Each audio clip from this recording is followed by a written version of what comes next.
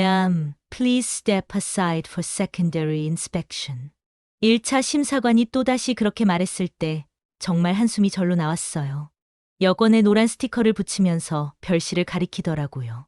안녕하세요. 저는 정혜란입니다. 올해 68기예요. 시애틀에 사는 손녀를 보러 자주 오가는데 벌써 세 번째네요. 이 2차 입국 심사라는 걸 받게 된 게요. 공항 유리벽에 비친 내 얼굴을 봤어요. 서류철을 가슴에 꼭 안고 서 있는 모습이 왠지 초라해 보이더라고요. 분명히 잘못한 게 없는데 왜 매번 이런 일을 겪어야 하는지 정말 답답했어요. 첫 번째는 그냥 질문이 좀 길었을 뿐이라고 생각했어요. 처음 가는 곳이니까 더 자세히 물어보는구나 싶었거든요. 두 번째도 상세 확인이 필요하다는 말로 끝났어요. 그런데 세 번째까지 이렇게 되니까 뭔가 이상하다는 생각이 들더라고요. 별실로 안내됐을 때 담당 직원이 친절하게 말하긴 했어요. 몇 가지만 확인하고 싶습니다. 목소리는 정말 부드러웠어요. 하지만 눈은 계속 모니터 화면을 훑고 있었거든요. 왜 자주 오시죠? 손녀를 보러 와요. 아이가 아직 어려서 딸이 도움이 필요하다고 해서요. 체류는 몇 주 예정이세요? 이번엔 한 달 정도요. 손녀 생일이 있어서요. 같은 질문을 몇 번이고 반복하더라고요. 그런데 정작 왜 2차 심사를 받는지에 대한 뚜렷한 이유는 말해주지 않았어요. 그냥 절차상 확인이 필요하다는 말만 계속했어요. 저는 은퇴 전에 도서관 사서였거든요. 그래서 증빙 자료의 힘을 잘 알아요. 이번에도 준비를 정말 철저히 했어요. 숙소 예약증, 왕복 항공권, 한국에서 받고 있는 진료 예약표, 손녀 생일 초대장, 그리고 돌아가서 할 자원봉사 일정표까지. 정말 빠뜨린 게 없었어요. 서류는 정말 완벽하시네요. 직원도 그렇게 말했어요. 그런데 그때 갑자기 제 휴대전화를 보자고 하더라고요. 휴대전화 좀 볼 수 있을까요? 네, 왜요? 그냥 간단한 확인이에요. 정말 떨렸어요. 뭔가 잘못된 걸 찾는 건 아닌가 싶어서요. 휴대전화를 건네주니까 메시지들을 훑어보더라고요. 그런데 오래된 메시지 중에 손녀 돌봄이라는 단어가 있는 걸 보고 잠깐 멈췄어요. 그 순간이 정말 숨이 막혔어요. 혹시 손녀를 돌보는 걸 일하는 거라고 오해하는 건 아닌가 싶었거든요. 이건 뭐죠? 그건 그냥 딸한테 보낸 메시지예요. 손녀 돌봐주겠다고. 아, 가족 간의 대화군요. 다행히 별 문제가 없다는 듯이 넘어갔어요. 하지만 그 몇 초의 정적이 정말 길게 느껴졌어요. 몇 시간을 기다리게 하고 같은 질문으로 들들 볶더니 결국 그날도 입국은 허가됐어요. 하지만 인종차별적인 질문도 받고 앞으로 계속 2차 심사를 받을 거다라는 낙인이 찍힌 느낌이었어요. 정말 진이 다 빠졌어요. 아무 잘못도 안 했는데 범죄자라도 된 것 같은 기분이었거든요. 유리문을 나오면서 생각했어요. 이대로는 안 되겠다. 매번 이런 식으로 당할 수는 없어. 손녀가 마중 나와서 기다리고 있는데 제가 왜 이렇게 늦었는지 설명하기도 뭐하고. 정말 속상했어요. 할머니, 왜 이렇게 늦었어? 그냥 확인할 게 좀 있었어. 더 이상 설명하고 싶지 않았어요. 아이한테 걱정 끼치고 싶지도 않았고요. 우버를 타고 가면서 계속 생각했어요. 분명히 방법이 있을 거야. 이런 일을 계속 당할 수는 없어. 저는 도서관에서 평생 정보를 찾고 정리하는 일을 했어요. 이런 문제에도 분명히 해결책이 있을 거라고 믿었어요. 그날 밤 손녀가 잠든 후에 인터넷을 검색하기 시작했어요. 2차 입국 심사, 반복적인 심사, 해결 방법. 이런 키워드들로요. 그때까지만 해도 이런 일이 저만 당하는 일인 줄 알았는데 생각보다 많은 사람들이 같은 경험을 하고 있더라고요. 그리고 해결 방법도 있다는 걸 알게 됐어요. 다음번엔 다를 거야. 그렇게 마음을 다잡았어요. 이제 진짜 공부를 시작할 때가 온 거죠. 한국에 돌아오자마자 저는 바로 행동에 나섰어요. 40년간 도서관에서 일하면서 익힌 습관이 있거든요. 문제가 생기면 일단 정보부터 찾는 거예요. 집에 도착해서 가방도 제대로 풀지 않고 서재 책상에 앉았어요. 노트북을 켜고 2차 입국 심사 해결 방법을 검색하기 시작했죠. 처음에는 막막했어요. 한국어로 된 정보가 별로 없더라고요. 그래서 영어로 검색해봤어요. Secondary inspection, repeated secondary screening, how to avoid. 이런 키워드들로요. 그런데 놀랍게도 정말 많은 정보가 나오더라고요. 저처럼 반복적으로 2차 심사를 받는 사람들이 엄청 많다는 걸 알게 됐어요. 그리고 해결 방법도 있다는 것도요. 가장 중요한 건 DHS-TRIP라는 시스템이었어요. Department of Homeland Security Traveler Redress Inquiry Program. 길고 어려운 이름이었지만 쉽게 말하면 여행자 구제 프로그램이었어요. 아, 이런 게 있었구나. 정말 반가웠어요. 미국 정부에서도 이런 문제가 있다는 걸 알고 있고 해결 방법을 만들어 놓았다는 거잖아요. 바로 DHS-TRIP 웹사이트에 들어가 봤어요. 영어로 되어 있긴 했지만 제가 영어를 못하는 건 아니니까 천천히 읽어봤죠. 도서관에서 일할 때도 영어 자료를 많이 다뤄봤거든요. 웹사이트에서 설명하는 내용이 딱 제 상황이었어요. 반복적으로 추가 심사를 받거나 여행 시 불편을 겪고 계신가요?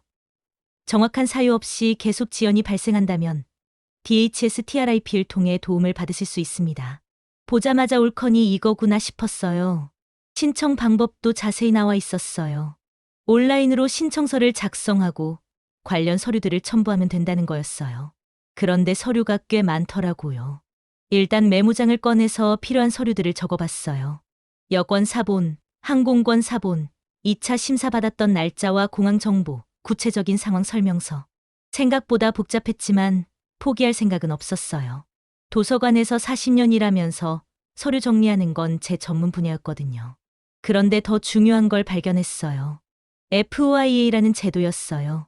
Freedom of Information Act. 정보공개법이라는 뜻이었어요. FOIA를 통해서 CBP 세관 국경보호청에서 가지고 있는 제 기록을 직접 볼 수 있다는 거였어요. 왜 자꾸 2차 심사를 받는지 그 이유를 알 수 있다는 뜻이었죠. 올커니. 정말 흥분됐어요. 문제의 원인을 찾을 수 있는 방법이 있었던 거예요. 바로 FOIA 신청도 함께 해보기로 했어요. 이것도 온라인으로 할 수 있더라고요. CBP 웹사이트에 들어가서 FOIA 신청서를 작성했어요. 정혜란에 대한 모든 CBP 기록을 요청합니다. 특히 입국 심사 관련 기록과 2차 심사 사유에 대한 정보를 원합니다. 영어로 쓰느라 좀 힘들었지만 인터넷 번역기도 활용하고 천천히 작성했어요. 이제 DHS-TRIP 신청서를 본격적으로 작성할 차례였어요. 정말 상세하더라고요. 먼저 개인정보부터 시작해서 언제부터 이런 문제가 생겼는지, 어떤 불편을 겪고 있는지, 구체적인 사례는 뭔지 정말 자세히 써야 했어요. 특히 어려웠던 건 사건 설명 부분이었어요. 제가 겪었던 3번의 2차 심사를 모두 상세히 기록해야 했거든요. 첫 번째 2차 심사부터 차근차근 생각해봤어요. 2023년 3월 15일 시애틀 타코마 국제공항. 처음 2차 심사를 받았을 때는 단순히 질문이 좀 길다고 생각했다. 체류 목적, 기간, 숙소, 귀국 계획 등을 물어봤다. 약 30분 소요. 두 번째도 기억을 되살려가며 적었어요. 2023년 7월 22일 같은 공항. 이번에는 휴대전화 간단 확인도 있었다. 왜 자주 오시냐는 질문을 받았다. 가족 방문이라고 답했지만 뭔가 의심스러운 듯한 표정이었다. 약 45분 소요. 세 번째는 가장 자세히 적었어요. 2024년 1월 10일. 이번에도 같은 질문들을 반복했다. 서류는 완벽하다고 했지만 여전히 추가 확인이 필요하다고 했다. 휴대전화에서 손녀 돌봄 메시지를 보고 잠깐 멈췄다. 불법 취업 의심하는 것 같았다. 약 3시간 소요. 이렇게 써놓고 보니 정말 답답했어요. 매번 같은 질문, 같은 의심, 같은 과정의 반복이었거든요. 그 다음에는 이런 일이 제 생활에 미치는 영향도 써야 했어요. 손녀와 딸이 공항에서 기다리는 시간이 길어져서 미안하다. 여행 자체가 스트레스가 된다. 아무 잘못도 안 했는데 범죄자가 된 기분이다. 가족 방문조차 자유롭게 할 수 없어서 속상하다. 정말 솔직하게 제 마음을 다 털어놨어요. 그리고 증빙 서류들도 준비했어요. 이건 제가 원래 잘하는 분야였거든요. 먼저 한국에서의 강한 귀국 유인을 보여주는 서류들을 모았어요. 재산세 납부 확인서, 제가 한국에 집을 가지고 있고 세금도 성실히 내고 있다는 증거였어요. 정기 진료 예약서, 제가 당뇨와 고혈압으로 한국에서 정기적으로 병원에 다니고 있거든요. 이것도 중요한 귀국 사유였죠. 자원봉사단 활동 확인서, 제가 지역 도서관에서 자원봉사를 하고 있다는 걸 보여주는 서류였어요. 한국에서의 사회적 연결고리를 증명하는 거죠. 연금 수급 확인서, 제가 한국에서 국민연금을 받고 있다는 것도 중요한 귀국 요인이었어요. 미국에서의 활동도 정리해서 증명했어요.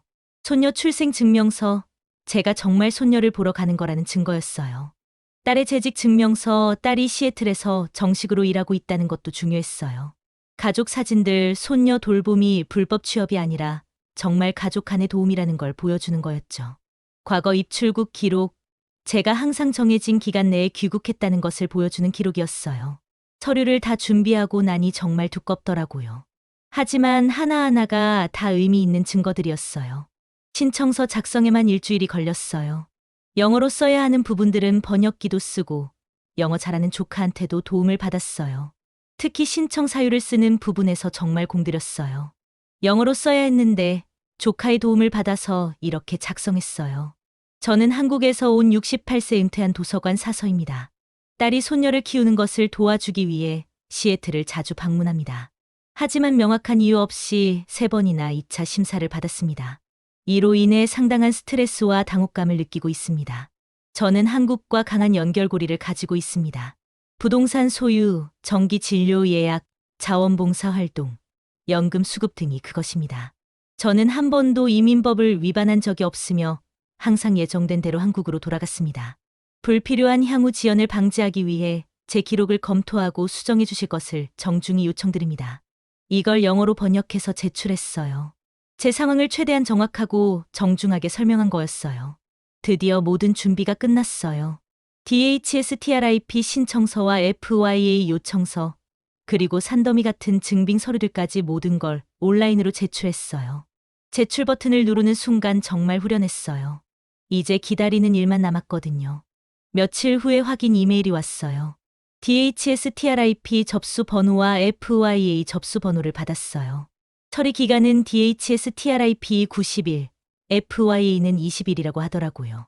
기다리는 동안에도 가만히 있지는 않았어요. 온라인에서 비슷한 경험을 한 사람들의 후기를 계속 찾아봤어요. 대부분 긍정적이었어요. 시간은 좀 걸리지만 결국 해결이 된다는 이야기들이었어요. 특히 인상 깊었던 건 어떤 분의 후기였어요. 나도 5년간 매번 2차 심사를 받았는데 DHSTRIP 신청 후에는 한 번도 받지 않았다. 시스템에 뭔가 잘못된 정보가 있었던 것 같다. 포기하지 말고 꼭 신청해보라. 이런 글들을 읽으면서 희망을 가졌어요.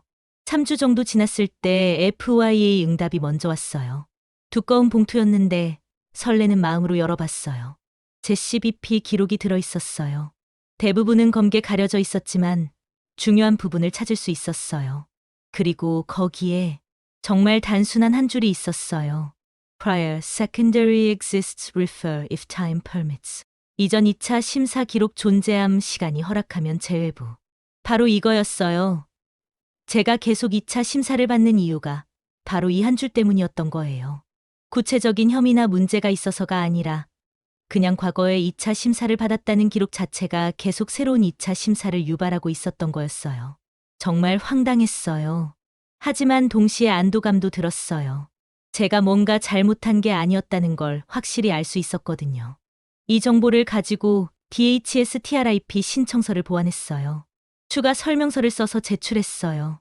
FYA를 통해 확인한 결과 제 기록에 Prior Secondary Exists Refer if Time Permits라는 표시가 있음을 발견했습니다.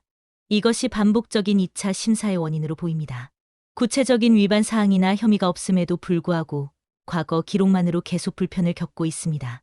이 표시의 삭제 또는 수정을 요청드립니다.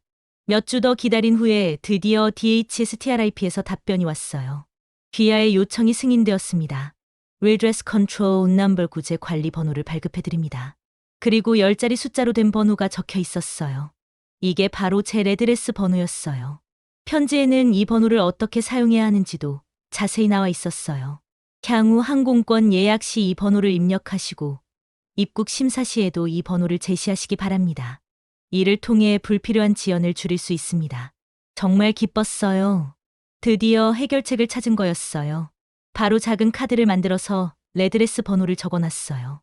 여권과 함께 항상 가지고 다닐 수 있게요. 그리고 체크리스트도 다시 정리했어요.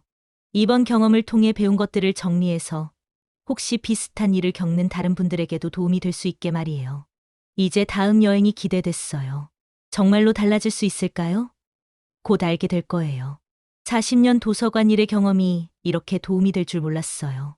정보를 찾고 정리하고 문제를 해결하는 능력이 정말 소중한 거라는 걸 다시 한번 깨달았어요. 종이의 힘이죠. 올바른 정보와 정확한 서류가 있으면 어떤 문제든 해결할 수 있어요. 드디어 테스트할 날이 왔어요. 손녀 생일이 다가와서 다시 시애틀로 가야 했거든요. 이번에는 정말 철저하게 준비했어요. 항공권 예약할 때부터 레드레스 번호를 입력했어요. 그리고 제가 만든 카드를 여권 첫 페이지에 끼워놨어요. 혹시 모르니까 가방 맨 위에도 체크리스트를 넣어뒀고요. 인천공항에서 출발할 때부터 가슴이 두근거렸어요. 이번에는 정말 달라질까? 14시간 비행 동안 계속 생각했어요. 만약에 또 2차 심사를 받게 되면 어떻게 할지, 레드레스 번호를 어떻게 설명할지. 시애틀 공항에 도착했어요.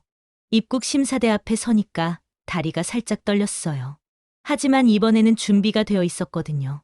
1차 심사관에게 여권을 건네면서 조심스럽게 말했어요.